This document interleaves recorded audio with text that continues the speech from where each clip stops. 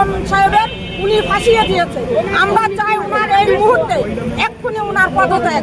আমরা এই জন্য এখানে দাঁড়াইছি, আমরা মানববন্ধন করছি। সাতটাবাসী কোনো দুর্নীতি থাকবে না। সাত সাহেব, রঞ্জু সাহেব, এইরকম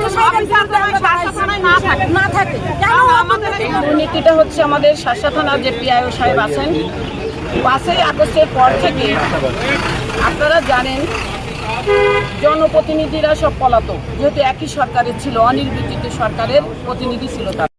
আমাদের থানায় যে সমস্ত কাজকর্মগুলি করেছে এগুলি কোনো কাজ বাদেই তিনি তুলে তিনি যে আত্মসাৎ করেছে তার এই অন্যায়ের বিরুদ্ধে তার কঠোর শাস্তির জন্য এবং তার পদত্যাগের জন্য আজকের এই সাংবাদিক ভাইরা, উপস্থিত জনগণ, আসসালামু আলাইকুম। এই পিআইও সাহেব অসৎ উদ্দেশ্যে আমাদের প্রিয় নেতা আলহাজ নুরুজ্জামান লিটন তাকে বলেছিল যে আপনি এক ব্যক্তির কাছে একাধিক কাজ দেবেন কেন, এটা আপনার দুর্নীতি হয়। ইনি একই স্টেশনে আজ 5-6 বছর পরে আছে এবং তিনি দুর্নীতি করতেই আছে। বিভিন্ন মহিলা মেম্বার এবং চেয়ার মেম্বারদের ডেকে তিনি প্রকল্প সই করেন, কিন্তু স্পটে তাদের কোনো কাজ কাম এর মধ্যে ইতিমধ্যে বিভিন্ন মহিলা মেম্বাররা বলেছেন। আমরা এই পিআইও ইনি এক ভাটার থেকেই শুধু 3 নম্বর ইট নিয়ে 1 নম্বর বানায় এবং মাটির বদলে কাদা দেয়, ওই যে হচ্ছে বালির বদলে ইটির হিয়ারিংই বাচ্চা বালি দেয়, এই কাদা দেয়। এবং বিভিন্ন আপনার ফেসবুকে এসে দেখবেন, যোগাযোগ মাধ্যমে ছবি আছে। এবং আপনার এক ব্যক্তিকে একাধিক প্রকল্প দিয়েছে, যা আইনের ব্যর্থ হয়। কারণ একটা মেম্বার যারা থাকে তারা প্রকল্প 3টে করতে পারবে, সর্বোচ্চ সভাপতি 3টে হতে পারে, তারপরে হতে পারে না। আমি 2003 সালে মেম্বার ছিলাম, সেই হিসেবে সেটা জানি।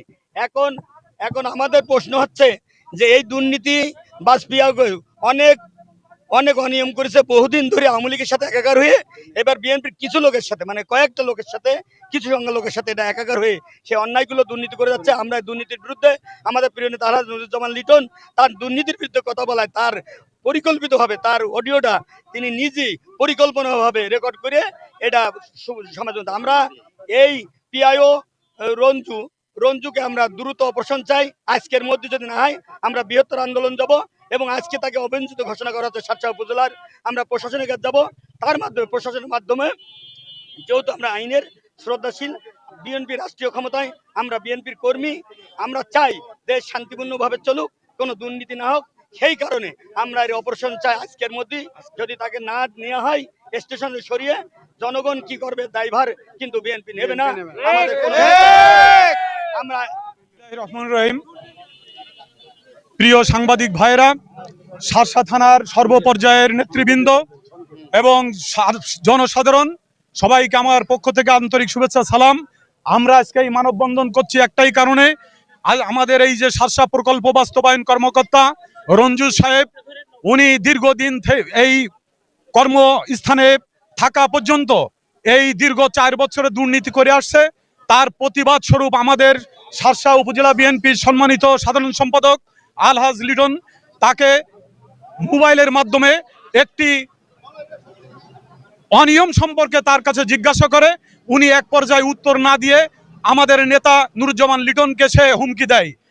এবং ইতিমধ্যে আপনারা দেখতে পেয়েছেন বিভিন্ন ব্যক্তির নামে, বিভিন্ন মহিলার নামে প্রকল্প দিয়ে তিনি এই দীর্ঘ 4 বছর দুর্নীতি করে আসছে। আমরা সঠিক তদন্তের মাধ্যমে দুদকের কাছে, আমাদের উপজেলা নির্বাহী কর্মকর্তার কাছে আমরা দাবি রাখছি, এর সুষ্ঠু তদন্ত করে তার বিচারের আওতায় এনে তার এই জায়গা থেকে চাকরিচ্যুত করার জন্য আমরা আহ্বান করছি। সাথে সাথে আমাদের এই তারেক রহমান, তিনি ক্রান্তিকালে আমাদের এই দেশকে হাতে নিয়েছেন, এই দুর্নীতি যাতে আর বাংলাদেশে না ঘটে সেই জন্য আমরা প্রতিবাদ করছি। আমরা শার্শা থানা বিএনপির পক্ষ থেকে এবং সকল পর্যায়ে জনগণের পক্ষ থেকে আপনাদেরকে সবাইকে